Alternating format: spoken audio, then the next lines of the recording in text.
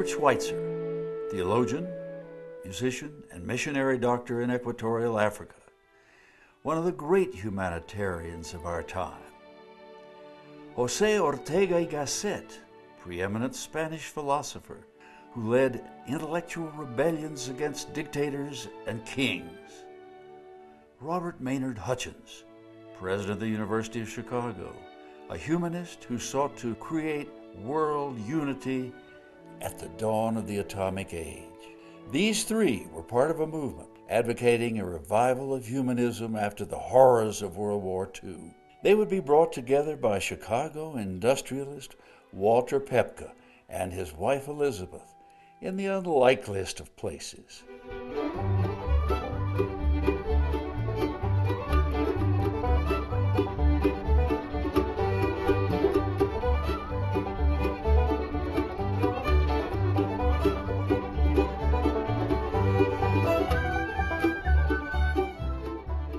You must understand what Aspen was like when we first came. Aspen was a ghost town. A drunken friend of mine said, "Pussy, you would love Aspen. It's Victorian. Nothing has been changed. The people's fled the valley. They're empty houses full of old Victorian abandoned furniture. Walls are standing, but roofs are leaking. It is a shambles, but the skiing is wonderful up there." I felt that this country was gorgeous. Elizabeth often rhapsodized about her 1939 visit and finally brought Walter to see Aspen in the spring of 1945. He had the idea of creating here in this lovely valley this beautiful small village which had slept from the time of the fall of the silver dollar to slumber like Sleeping Beauty. And it didn't wake up until Walter came and tried to give people jobs which would give them money, to give them housing, clothing on their back, and food in their stomach. At that time, we thought it would be very interesting if it would be possible to have a renaissance of that type of community where some of the three, or the only three probably, parts of man's life, namely the economic, the cultural, educational, and the physical, could all be enjoyed without having to go far afield. Walter Paepcke developed his plan for Aspen's revival and called a meeting of the town. And Walter lectured him, or talked to them on this, and said he'd like to bring a new way of life up here, which might make them all happier. He would start by rebuilding old houses, which would give them jobs. And then, since they had all the recreation they needed, he didn't have to provide that. But he wanted to provide something for the inner life, and therefore he would try to bring up music. Well, of course, everyone shook their heads.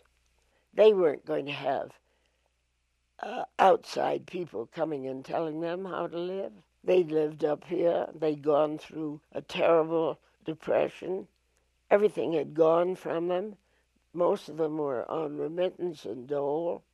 They weren't going to have some outsider come up here and give them a new way of life and say he had a message. Do you blame them?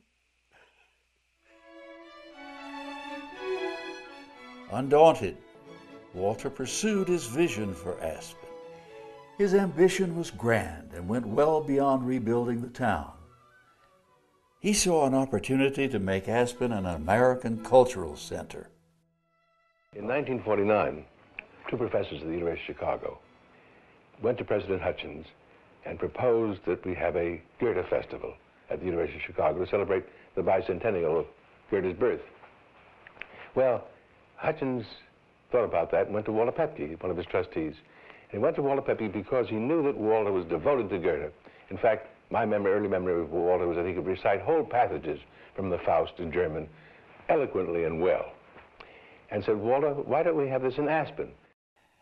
After the Second World War and the popular rejection of all things German, Hutchins and the Goethe scholars thought it important to honor the great German author as a universal thinker who could help bring the world together.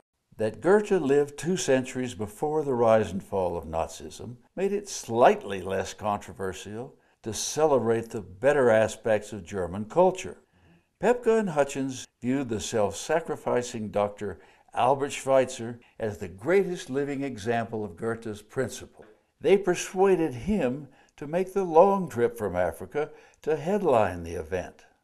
It was going to be a global celebration of global humanism and the unity of mankind.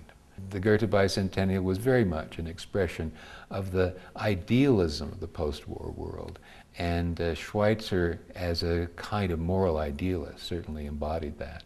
Paepcke commissioned architect Eero Saarinen to design a tent amphitheater for a meadow on the edge of town. The Minneapolis Symphony performed, with conductor Dmitri Mitropoulos.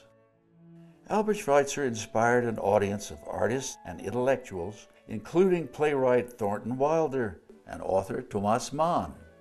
The world-famous classical pianist Arthur Rubinstein agreed to participate despite his strong antipathy for Germany at the time.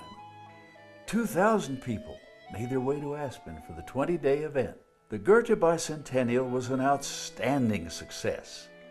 Albert Schweitzer would go on to win the Nobel Peace Prize in 1952, and Aspen would become much more than a ski town. At the end of that convocation, a petition was passed around by many of the public and also the participants, urging that this may not be allowed to die with one summer, but that there would be a continuing summer activity of an educational and cultural sort. Therefore, the Aspen Institute for Humanistic Studies was founded in the fall of 1949. We tried our best at it, and in August, I invited, with Walter's support, Harry Luce and Claire Luce to come to Aspen, take part in these seminars and lectures. Well, Harry said to Walter, "Look, Walter," they were classmates at Yale, "you're doing the wrong thing here at Aspen. These great book seminars are attracting librarians and teachers. They can do that anywhere else in the United States. You're missing the opportunity to reach the great intellectually unwashed in the United States." "Who are they?" said Walter. And Harry said, "The American businessman." And out of that came the idea of the executive seminars. Well, you know, it's been said that the average American businessman is so busy with the urgent, he never has time for the important. And therefore, he has a little trouble. He runs a good business, but he has a little trouble deciding what are the important things in life, what he believes in, and why he believes in them. But this is basically to make broader human beings out of the leaders of American life. We are not against specialists at all, but we think it would be wonderful if a specialist would also have a broader view of his contemporary life and therefore be a more helpful citizen to his contemporary society. And I can't think of a man who represented the best aspect of both business and culture in this country. Walter was an extraordinary person.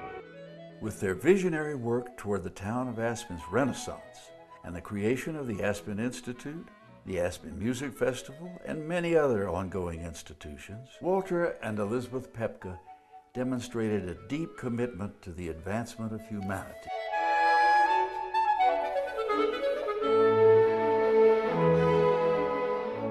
Today, the Aspen Institute acts as a kind of public commons. It offers a place where people with different outlooks can meet in person, to debate, to search for the common values and then the common ground that helps them pursue solutions to the challenges of our time. Our Aspen Global Leaders Network reaches across 43 countries. That's our Young Leaders Initiative based on the Henry Crown program. And the idea is that these young leaders can move from success to significance.